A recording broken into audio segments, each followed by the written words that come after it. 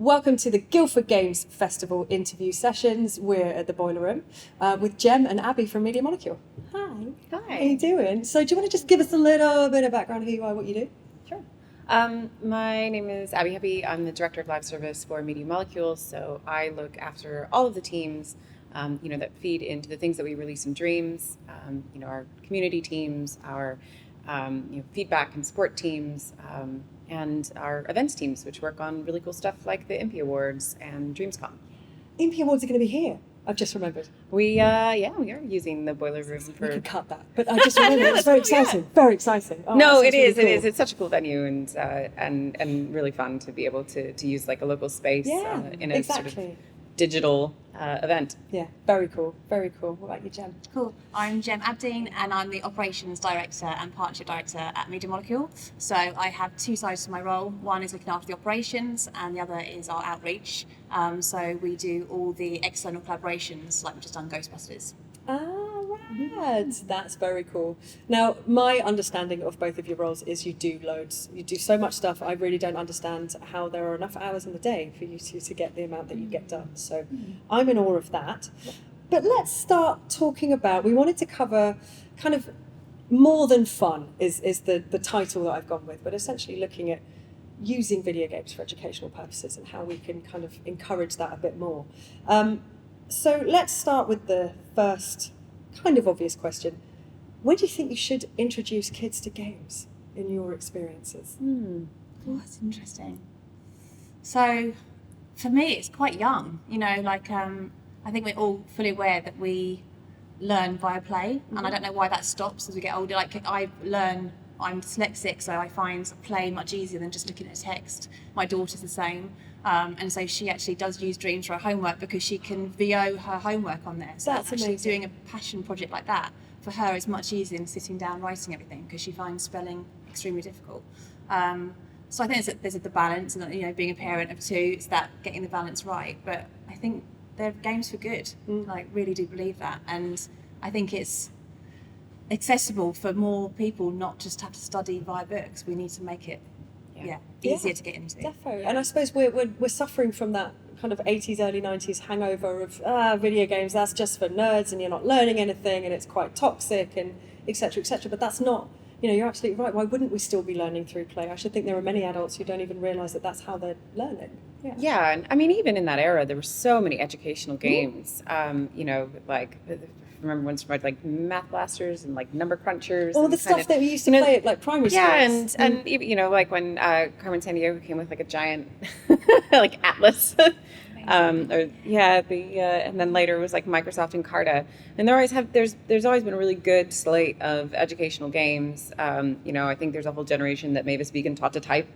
And I think, what we didn't have in the same way was the accessibility of actually the tools to make games and be creative within that space. But I'm sure, you can make the argument that you could, pick up some of, early systems and learn to program and everything, but it was not nearly as accessible, even when I was starting in the industry, to learn some of the skills that are applicable today, and certainly like music and art and animation.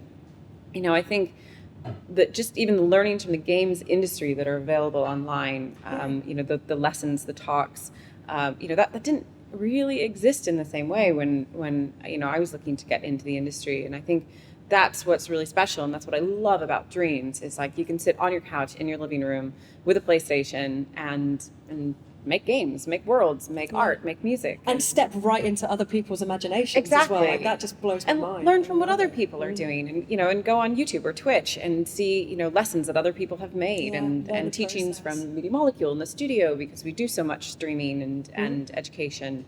I think that's incredible. I think it's a really special thing, for people these days. Yeah, and I suppose we're lucky in the sense that we get to a point with technology as a whole.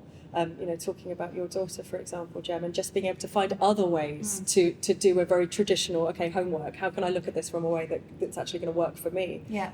Because the same as, when we talk about creative environments and looking after creators, if you're not feeling comfortable, you're not going to do your best work. So at any point that you're in a situation that could be ever so slightly altered, I really hope that we're starting to move towards changing things for, kind of opting for technology. So really interestingly, we did a panel with 3 reps from local colleges, because now we live in a world where you can go to college and learn about games. Amazing.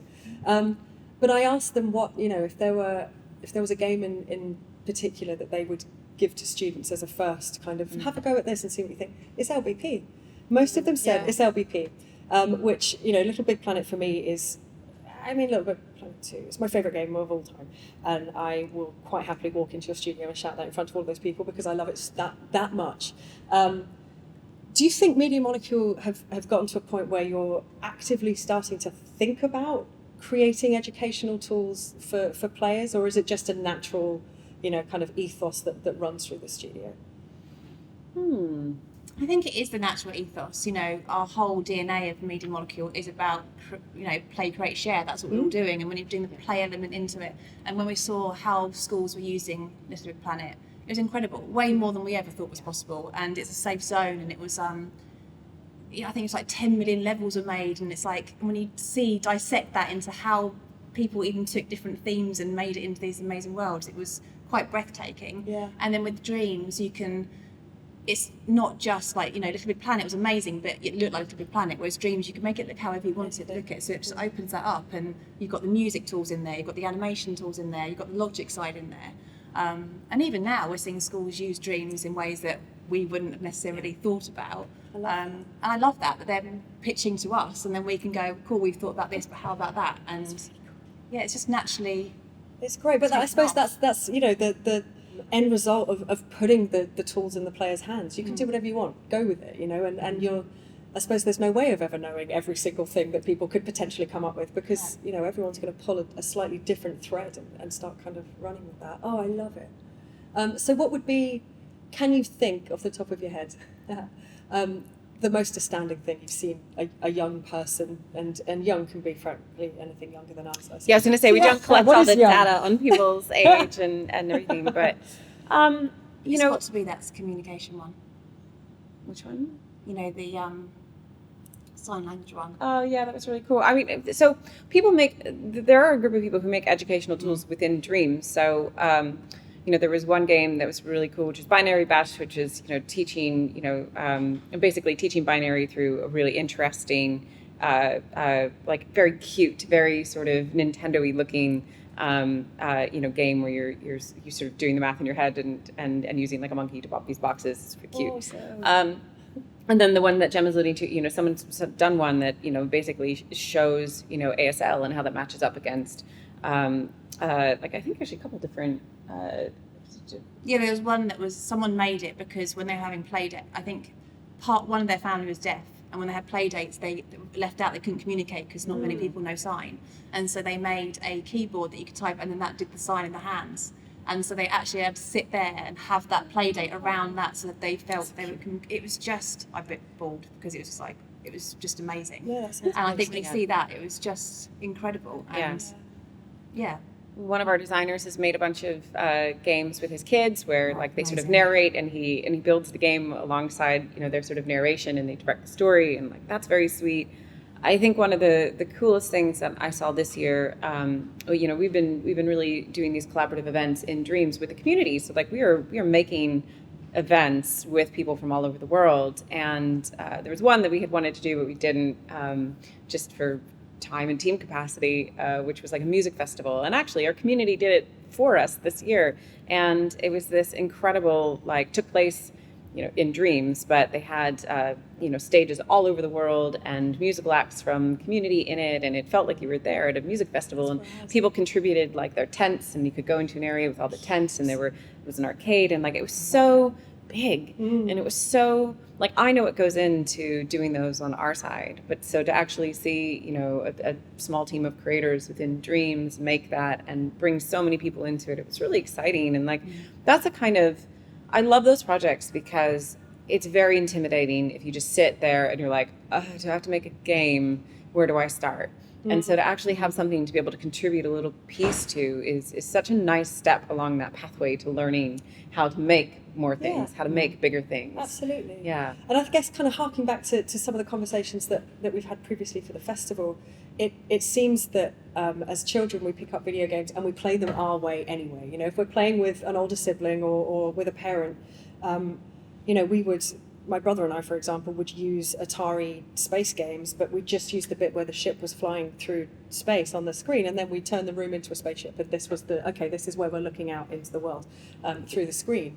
But actually with Dreams, you know, parents can now sit down and play video games with their children and have them tailor that game in whichever way they want to tailor it, rather than having to, you know, kind of adapt what they're given in a very kind of straightforward landscape and really kind of run with it, which is absolutely fascinating.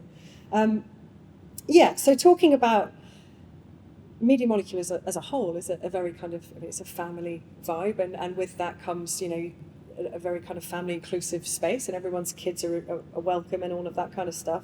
So how can you, I mean, thinking about the fact that you guys are so aware of a full studio dealing with people's kids and everything else, how can you ensure that, or how do you ensure that content in Dreams is never going to fall into the wrong hands? Is there anything to kind of stop anyone making something completely out there So and kids kind of get Dreams is fully moderated, and you know, and that's, you know, being a Sony studio, you know, we have access to all of Sony's amazing moderation teams, and we worked very closely in the development of Dreams, you know, with them to make sure that there was an in-game reporting system that was really, really robust.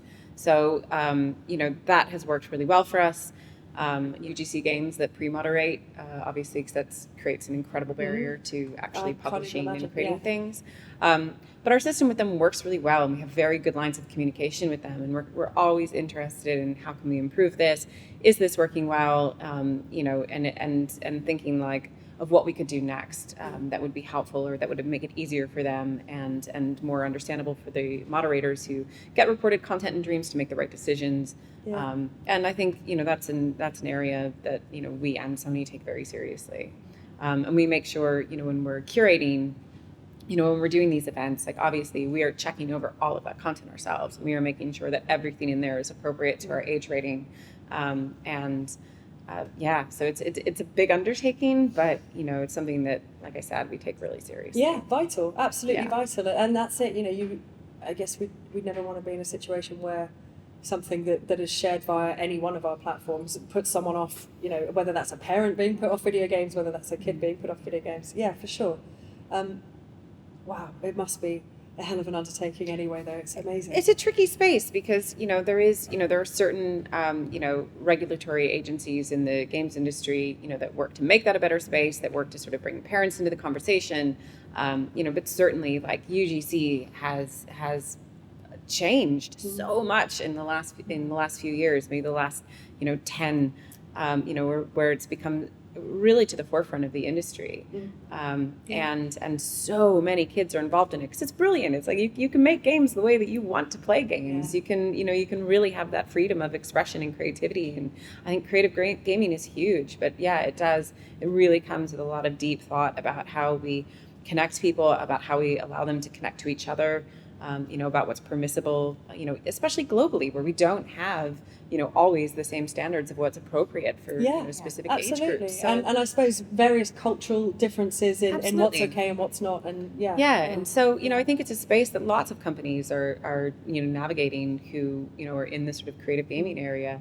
and one where there's always going to be learnings and improvements along the way. And so, yeah, I mean, like, we're always sort of reading up on what's, you know, the conversations are in the industry around it, and looking to what we can do better and improve as we go. That's very cool. It blows my mind to think of just the amount of levels that are probably being created at any point, amount of games, I should say, that are being created at any point. Yeah, it's a lot. Wow. You know, and we introduced curation, you know, which has been really helpful. So we're able to surface a lot of those things. Like straight away when you come into the game, you're seeing sort of like what's really interesting, what's really good. And of course, our team is playing through those and you know, and making sure those are appropriate. And then our reporting system is there to catch, you know, everything else. And you said, you know, of course, there's no capturing of direct ages of people playing, you know, Dreams, all that kind of stuff. Do you find when it comes to the social media aspect, are you Are there areas where you do tailor to a younger audience? Are there certain events that you do that you think may be more kind of suited, and do you find that language changes ever so slightly with those posts? Social media is a tricky one because obviously there are still age restrictions on social media. There is, That's a very good point. there's the Online Protection Act, and so there is they shouldn't be there. You're so this is it, and it's something you don't even think about because every child seems to be there. But yeah, I get really I'm one of those people that will message family chats with, "Hey guys, did we know that our 8-year-old nephew is on the internet? Like, should we be doing that? Instagram or whatever?" But yeah, we do just kind of accept that it's a thing. I don't like. And I mean, we keep all of our social media, everything that we do in events is obviously tailored to the age rating of our game, and we take that very seriously. And that's not just in game; that applies to our social media channels and everything that surrounds it. So, we tend to be very conscious of it, because even though they're not supposed to be in those spaces, you can never guarantee that kids aren't. True story. So what does the studio do? What does Media Molecule do as a whole to kind of engage kids on an educational level? So we are doing quite a few outreach programs at the moment, but we're also learning from how Dreams are being used by teachers reaching out to us.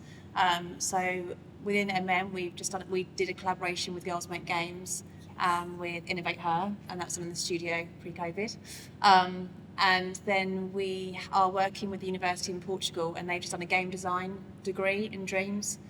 So we're now in our second course. That is of that, so which cool. Is amazing, yeah. So We'll need links to that, Gem. I'm going to have to definitely, see. I'll get that out there. We need to, and then the hope is from that one university doing that will then go to PlayStation universities that we can spread that out. But then we're hearing from schools using it that don't have access to musical instruments, and so they've got Dreams, and these kids are hearing instruments they've never heard before ever because they haven't got access to it. Because our music side is just incredible in Dreams as well. So we're just having to learn of how it's actually being used.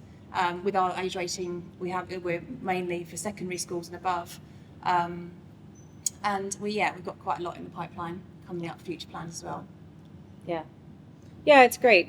Gem's worked really hard to build a great foundation, for Dreams as an educational platform, and we just build from there. I think for us there was a huge opportunity to actually learn. So we didn't go into this knowing like, here's how you use it in schools, here's how you build, lesson plans, and here's how you engage, secondary schools and universities and the differences and what you need. So like for us, it's been a learning experience of saying like, okay, great, we need to take that on board, come back, like what work do we need to what do we need to add? What do we need to think about? Who do we need to hire? Yeah. And so, it's like just an ongoing project. And I think every year it gets better and more interesting. Yeah, more layers. You learn more Yeah. things, absolutely. And actually, one of the first questions I noted down for you guys was, how did that even happen? How did you make that game? Like, how did you do that? And I thought, you know what, we don't have 4 hours. We don't have time to talk about all the ins and outs of how you'd even go about starting to formulate that idea, let alone actually making it something physical that people can feel. I mean, physical in a way. And that's another really good point actually with the musical instrument side of things, that we're talking about Dreams as a video game. It's a video game, and if you like video games, you should come and play this video game. But actually, you could be learning about music, you could be learning about lighting, you could be learning about scene setting, you could be learning about potentially making movies. There's so much in there that could kind of lead to a creative career. We've had quite a lot of people reach out to us, like what they've done their portfolios, haven't they? Yeah. In areas that we didn't even think they would be using it. So someone got their job as an architect by using Dreams because they are able to show how they can design. So we had that come through, which is amazing. Then we did a collaboration with the fashion agency, and someone made this beautiful dress, and they've got into like the fashion industry through there. It's quite. Yeah, we've had a lot of people, and I mean, not to mention that we have. I mean, God, I'm not even sure the number now of people from the community actually working at Media Molecule, and not just from the LGBT days. Yeah, we have more than several at this point who have come from from Dreams, and that's a really a really interesting experience going from working on your own projects and coming into a studio, and it's really interesting for us too, because we learn a lot about our own game when we do that, and I love it. It's been really nice to have a bunch of new faces that are also old faces, because I've been familiar with them from the Dreams community for a couple of years. Absolutely. It's really neat. It's very cool, and I guess it kind of it's what we were talking about earlier, which is giving people the kind of tools needed to explain something their way, and get something across their way that's going to resonate with a certain group of people, in this case molecules, which works out really well for the community, I imagine. Yeah, definitely. I mean, like the events that we do wouldn't be possible without our designer Jamie Breeze, who came from the community and sort of has, worked on these since the very first one, which was not, which was just sort of we asked people to put together these, portions of a walk. This is obviously the early days of COVID when everybody was not going outside, and stitched them together into this, hike that you could take through dreams. It was really beautiful, and that really set the path, especially from the sort of logic and technical side for everything that we've done since. And it's really been invaluable, having him on those projects. And I guess to give that diversity of gameplay, right? That it's not just, again, if we're talking about parents, and I'm sure it's changing, and I know that, video games are up there with one of the big mediums now, and certainly a lot more respected by the wider world. But to give, the possibility to okay, video games aren't just about first-person shooters, and we're not worried about gore and all of this kind of stuff, because you could just make a game that's an experience and it's beautiful, and you can just wander through it and have a wonderful time. Yeah, I love that. Absolutely love that. I think also on that, it's like we're giving people other opportunities that necessarily wouldn't have had it before, because in Dreams we get to see their talent and we're reaching out to them.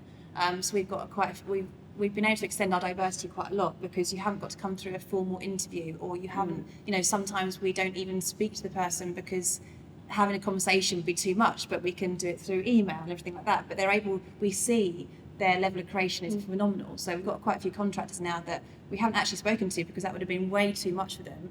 But through in Dreams and showing what they're able to do, we're working with them. Yeah. And that is just incredible. Whereas before you'd have to come for a formal interview, and we'd be like, okay, come on then. A completely show us different what you're doing. thing. Whereas, Might not have actually happened. For some people to be in a professional environment, which can be really overwhelming, Yeah. especially when you when you are and I say like amateur creator, but they are doing professional work. Yeah. It's just that like the games industry and studio environment is, as much as people love creating, it's not everybody's dream to work in that sort of environment. And so, obviously that very much limits your opportunities, but through Dreams we've found quite a few ways to work with people. It's absolutely fantastic. And another thing that I haven't even scribbled down into my notes, but neurodiversity, having that opportunity to really kind of get a point across without having to do traditional mediums that you might find uncomfortable is so vital. We did a game jam earlier this year with Autistica, and it was really cool because people in our community made lots of games around the subject of accessibility and autism, and it was really special because you really got to see a wonderful variety of things. It was really, some of them were really emotional. And I love that there exists a place where people can be so expressive, but also create games that are accessible for other people, that explore really interesting spaces that oftentimes games don't, because they're not as marketable, or nobody looks at it and goes like, well, that's going to be profitable. And I think that's really special. It's you can really like test out ideas, try new things, and do the kinds of games that aren't necessarily, found elsewhere in our industry. Yeah, and I think it's, another kind of important aspect of it is that, again, talking about parents and the kind of wider game playing world who know about AAAs, and they know about the titles that come out every 18 months, and they expect those titles, and to even kind of get an insight into what a video game could be, and then to maybe be given that hint, I suppose, to then go and look at indie games and look into the other side of the games industry. I'm sure is happening through Dreams as well. I'd like to think so, as well as, of course, making amazing things in Dreams. So what could we do as game devs, as collectives, as the Guildford Collective, as studios? What could the industry be doing to kind of encourage more young minds via the educational tools available to come into games? I think it's not to be scared to try. What I've learned in my role, we've just got to try things. I think as we get older, I definitely get more cautious awareness, and I'm like, I get a little bit like, should I be doing this? Should I do it? Just try it. You don't. I can't even leave the house at the moment without having those feelings. It's just but it is. It's like, and then COVID's like gone. Oh gosh, it's just really nervous. So it's like, I think just try and reach out, and I think there's so many amazing companies around like Into Games and what you're doing here. It's incredible, and there's so many studios now that are willing to outreach if you reach out to them, whereas beforehand it's all like, I'll drop my CV round to your door. It's just like, we have an open email box that you can communicate with us, and many studios in Guildford do that.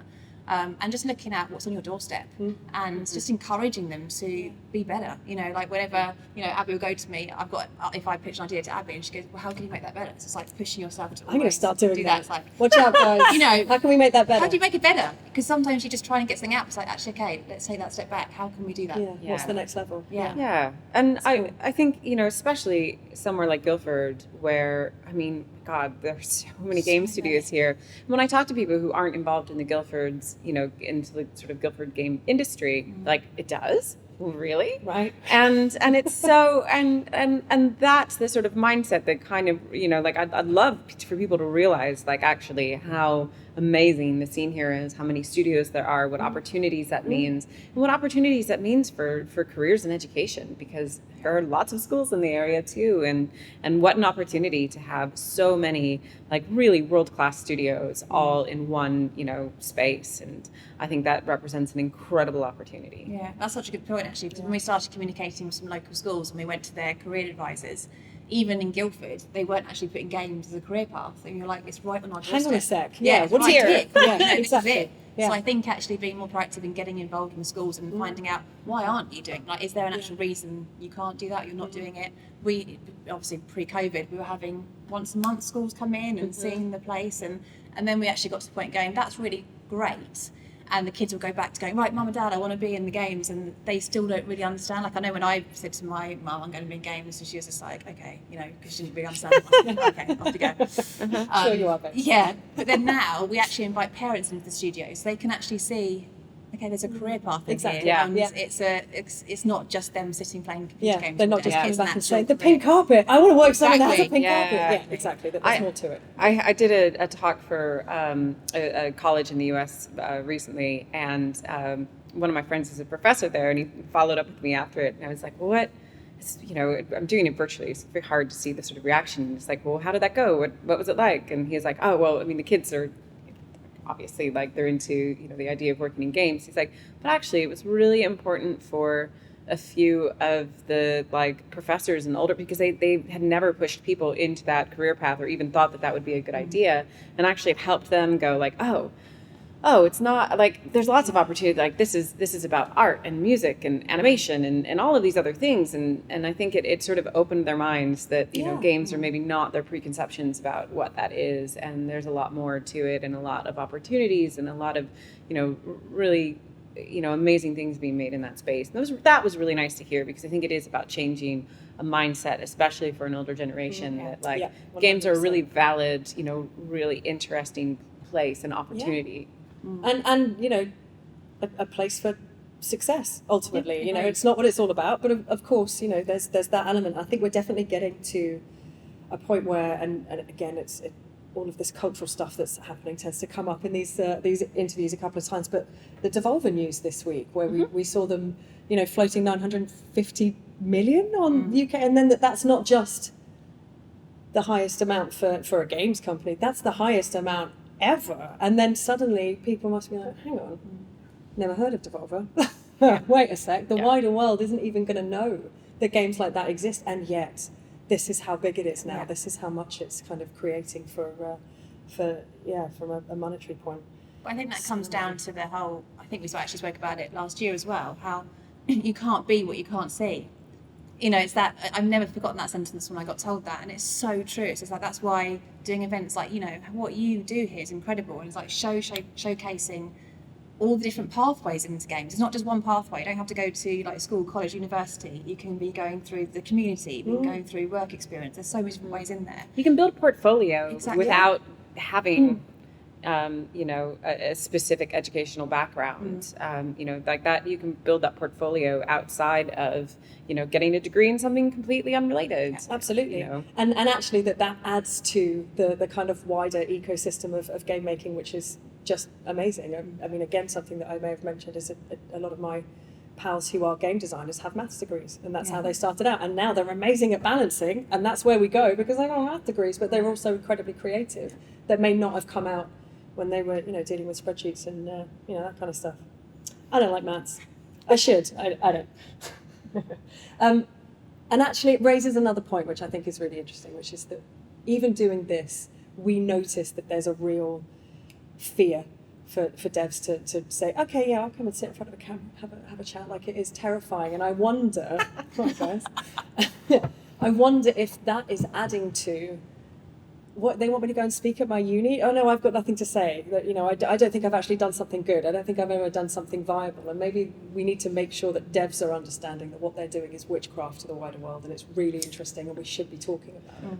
Yeah, I don't know if that makes people more comfortable with public speaking, but I mean, the nice thing about speaking to students, and the nice thing about doing one of those is like it's usually just it's sort of about career path and the thing that you know really well, and the questions are more around like, oh, do you know the people that made this other game? Yeah, that happens a lot. Or like, oh, hey, what do you play? What do like it ends up like oftentimes being very casual, because for many people it's the first time that they've actually like heard from someone that works in the industry, or like really thought about that as a career path. So like I love those, and I love sending people out on those because they are sort of low pressure. I mean, at least I perceive them as low pressure. Opportunities, whereas, like the amount of work that it takes, to put a real talk together and to really, talk about. I even struggle with that part of it, to be honest, because I get in that same mindset of like, oh my God, like I'm always busy, I'm always doing things, but like what actually out of that is a valuable, experience, or what out of that is valuable for somebody else to learn from, especially because we all work in very different games, very different communities, very different, challenges, and obviously there's overlap, but I think that is an easy trap to fall into for anyone. Yeah, and you're absolutely right. There's a huge difference between going to university and giving some kind of, dedicated talk where you're going through everything, and just having a chat with students, which could be just as really nice important. And really helpful. Yeah, exactly. Yeah. And so I love finding those sort of casual opportunities for people to sort of discuss and have a more informal chat, because it takes some of that pressure off, and and sometimes there are really valuable things. Sometimes it's just the being there and having and being able for people to ask you questions. And to see the wonder. Like, I wonder if you guys get that with students coming to, when kids come to the studio, do you see like, oh wow, okay, that's why we do this. Look how excited they are. Look how much they love it. It must be all over their faces. So if there are parents listening who maybe don't have a good understanding of technology, let alone games, are there any tools resources that you would recommend for parents to check out ahead of, helping a child get into video games if they want to? No pressure. Yeah, I mean, the sort of like easy and most basic is obviously to look at games ratings, and you can always go to those organizations' websites, PEGI, ESRB, and get a sense of what that actually means. And like what that means for your child's, age rate, for what the age rating of the game is, and like what actually then in that rating that is calling out. So you can decide what is appropriate for your child. And a lot of times those sites will also have additional resources that are specifically aimed at getting parents, into a mindset of like, okay, your kid is playing video games. How else do I learn about, what they're playing and what's important? And there are parents groups and, that provide more information on some of those games and what online experiences means, versus, single player. And I think there's a lot that you can find about, that literacy that it will be helpful. It's worth engaging with. Definitely, yeah. And I mentioned them before, but there is a charity called Into Games, and they're trying to put, there's quite a lot of different places you can go for information, but they're trying to pull it all together. So you go one place and you can get to, career paths, or I want to be this, what do I have to go and do? And I think for me, it's just actually just listening. So like, if your child's interested in a career in games, it's just actually listen. It's not about, I just want to go and play computer games. Yeah. There are valid careers. So I think listen and just actually do some research yourself about what's out there and encourage them to go and see what's around. Yeah. Play some games with your kids. I was about to say, play games. It's a really, I played a little bit with my parents, obviously, I think we've all probably been through this of like, parents being like, but my parents have I've really enjoyed playing some games with them over the years. It's just sort of about finding what their entry point is. I think that's with most people. I mean, games are a normal part of our society, whether it's video games or the games that we, board games and tabletop, or, and even sports, or, have rules and similar, elements. And I think it's about finding those entry points for people to say like, you know what, I think you'll enjoy this. And I think with kids, sit and play with them, like see what they're playing, make it, so you can make a determination about like, oh, maybe this isn't what I thought it was, or maybe it is, and maybe they should. Maybe this is bad. Okay. No, I kid, but also it makes sense to understand a little bit more about what they're engaging with, and it's like, would you let your kids watch a TV show that you without knowing anything about it? I think it's worth saying like. Or hang out with kids that they've never met. You've got to think about all of these things. I don't have kids, so I'm just imagining. No, this is it. My dog is currently wearing some kind of bonnet in my head, and I'm helping him get into games. Yeah, no, I find it hard. Like, I'm in the industry, and I find it hard. My daughter's only 8, and she's devastated not on TikTok. It's a daily battle. Why aren't I allowed to do these cool dances? Because actually, that part's absolutely fine for her to go and do because it's cool. But I can't then unsee what she's seen from her ever. No, and you can't know everything that she's seen. Exactly, because it's just instant. So I think schools are very good now at inviting parents to tech talks. I've seen quite a lot of that. I got invited to one about parents' restrictions and like how you actually go on, so you can put extra PIN codes in. Oh my gosh, I love that. So it really does that. Because that research that. Must be fairly recent, because I remember having conversations with parent friends all of about 5 years ago, and they said, no, the school, they don't tell us anything. Oh, wow. No, just crack on. Yeah, no, they definitely have. I think they start with, don't make your passwords your child's name with like a 1 after it, because that is how I got into everything as a kid. Actually my password, but yeah, okay. Don't cut it. No, do. Yeah, that's how I got through all of parental controls. Which was my favourite one. Oh no, they'll know. They would know. Oh no. But you're absolutely right, Abby. Like, we're either dealing with parents who, in those instances where it may well have been our dads who sat us down and played video games with us, and then they would have been a very specific and sometimes quite serious genre of games. They were flight sims or they were bizarre space games or whatever, but they weren't particularly Tetris. Or Tetris. Yeah, that's it. And of course you can have fun for who doesn't love Tetris. But the kind of serious aspect of it is still there. Like, I need to keep going, I've got to win. Or you're dealing with parents that have absolutely no knowledge whatsoever. And either way, you've got some kind of stigma, I should think, attached to that. Yeah. It also made me think of when I made my mum play a Turtle Goose game, which was probably one of my most favourite times ever. She didn't realise she was the goose. Come on, Goose. Come on, Goose, get him. Oh God, I loved it. Absolutely loved it. So similarly, I know we've looked at the parent aspect, but if there are any kids watching who are desperate to get into video games and maybe don't have access to dreams right now, what would you say? It sort of depends on the age group that you're talking about. I find especially more of my interactions are with, kids who are kids, but like, 16, 17, 18, looking to get into the industry. And I think my real advice is like, you don't have to decide exactly what you want to do, but you kind of have to figure out a path, because I get a lot of people who are like, yes, I'd love to work in the games industry. And it's like, cool, what? And it's like, there are lots of paths. There are communications paths. There are coding paths. There's art. There's music. There is animation. There is, QA.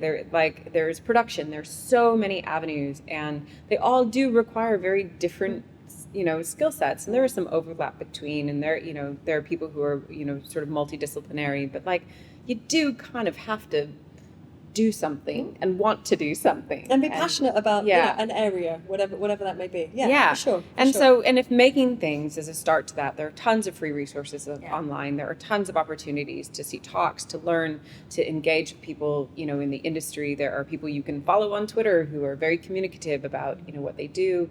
There are lots of ways to sort of educate yourself and start to think like, oh, this is actually relevant to my interests. Yeah.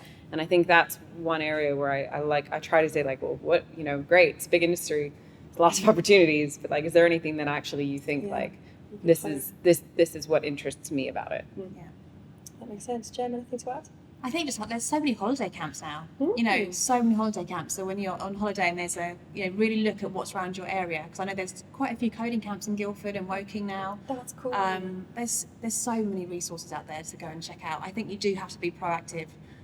Really look at like exactly what you said. Really try and work out what area is your focus. Because when you're in there, that might evolve and change, but you do need an entry point to get in there. Yes. yeah, I think definitely be proactive. Nothing's going to just suddenly fall on your doorstep. Yes, it's a new world. We're not living in a time where there were all of 25 developers and we were all, kind of getting great opportunities. Yeah, for sure. Ladies, thank you so much for taking the time out to come and talk to me. Thank This you. was awesome. Amazing. Thank you.